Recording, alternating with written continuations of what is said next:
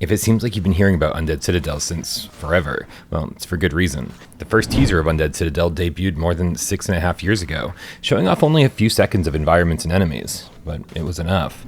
We were excited, and it seemed like the PSVR1 version wasn't too far off. In 2019, developer Dark Curry showed off the game being played with Move controllers and a PSVR headset, indicating we were getting close. And then in July of 2020, they announced they were revamping the physics engine, which felt like it explained a lot of the delays. And then in November of 2022, they announced that Undead Citadel would be a launch title for PSVR2, which of course it wasn't. But it's here now, only about 2.5 years later than expected. So the only question that remains is, was it worth the wait? Sure, why not? To hell with your limbs, you critter!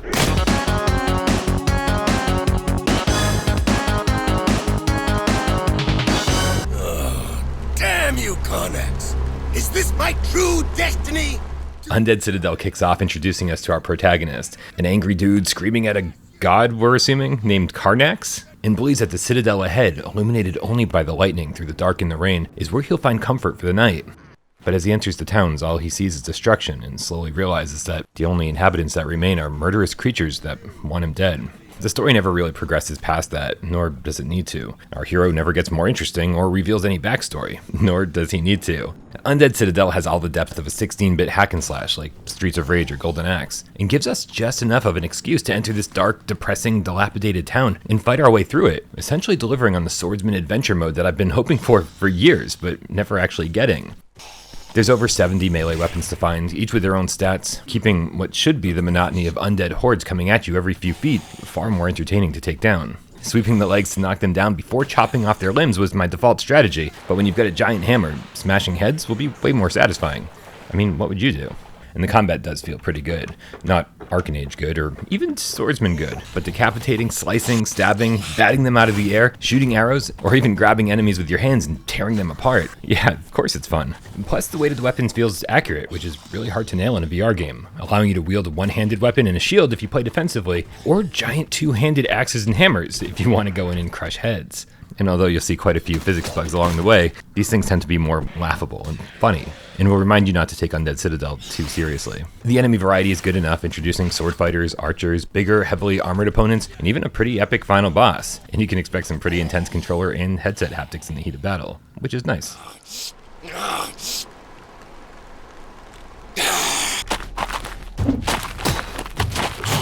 But slashing through hundreds of the undead is all very expected. It's everything else that I was curious about, what we'd be doing in between all the carnage. And there's some really good stuff to talk about here, along with some less impressive stuff. But let's start with the good. Most levels that you explore. And yeah, each environment here is divided into separate levels that are bookended with lengthy loading screens.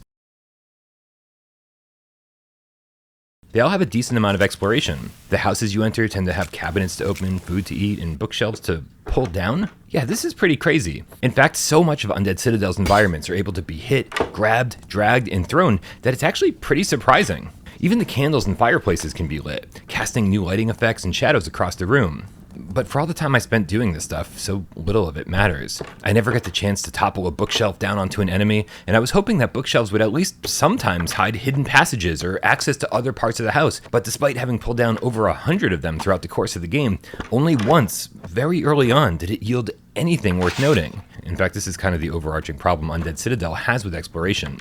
Sure, sometimes you'll find a chest with a new weapon in it, but the opportunities for discovery here feel squandered. For the most part, exploration is optional. You do it once all the enemies have been killed, and then you just take your time and go explore, making the action segments and exploration segments feel like two different, completely disconnected games. So I would have loved if the exploration was more rewarding, like finding scrolls or books or tablets or anything that would add to the lore of what happened here, or even finding a dying human who relayed his stories through his final breath. Or I don't know, maybe finding permanent stat upgrades, or an upgrade for your inventory, anything that would make all the time I spent exploring every corner feel really worthwhile. I also don't love that every building you enter, no matter how small, causes the screen to fade to black before you suddenly just appear inside. It might not sound like a big deal, but you enter a lot of buildings throughout the course of the game, and every time you do it, it kind of makes the world and the buildings feel more disconnected than they should.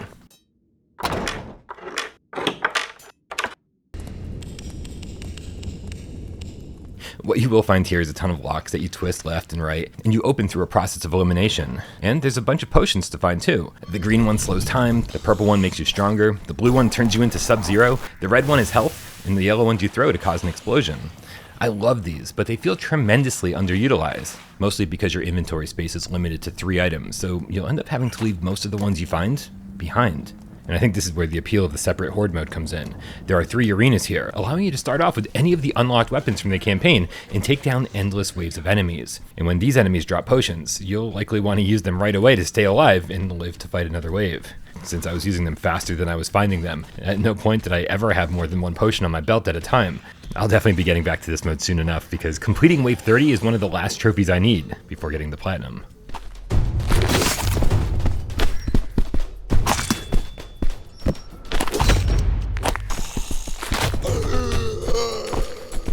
A few months back, Darkari did an AMA on Reddit talking about the PSVR2 version of Undead Citadel, saying that graphically it would closely resemble the PC version and run at 120 frames reprojected. Now, as a community, we begged them to consider getting it up and running at 90 Hz native, citing similar action games like Arcanage that were both beautiful and ran silky smooth in performance mode. And Darkari listened, and there is in fact a mode here that allows you to play at 90 Hz native, but Darkari isn't using DFR, which meant they had to make way too many sacrifices. The texture resolution, pop-in, LOD, and overall resolution take a massive hit here.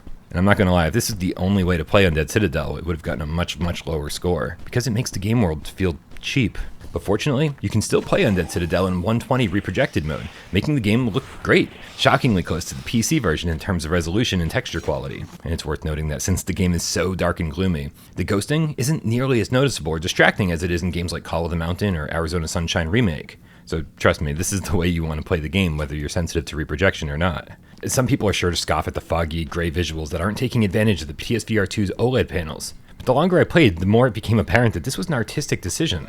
Some of the houses you enter are pitch black, forcing you to find the candles to see your surroundings, and it's this stark contrast to the outside world that makes these darker areas so ominous. I think the environments could use a touch more contrast, but it's not the end of the world. In direct contrast to the great visuals is a shockingly absent soundtrack. You hear the sound of your own footsteps, creaking floorboards, crows cawing, but the entire soundtrack is relegated to drums kicking in when you're about to engage in combat. There are some creepy environments here, like the graveyard or the catacombs below the Citadel, that could have felt even more eerie with the appropriate soundtrack.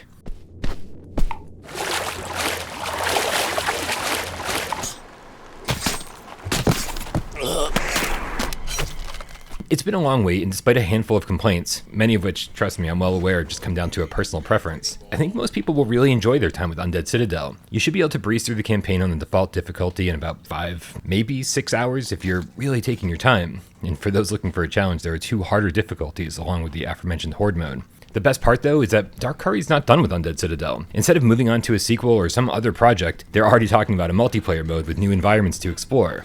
In the meantime, though, I'm just happy we finally get the swordsman adventure I've been asking for.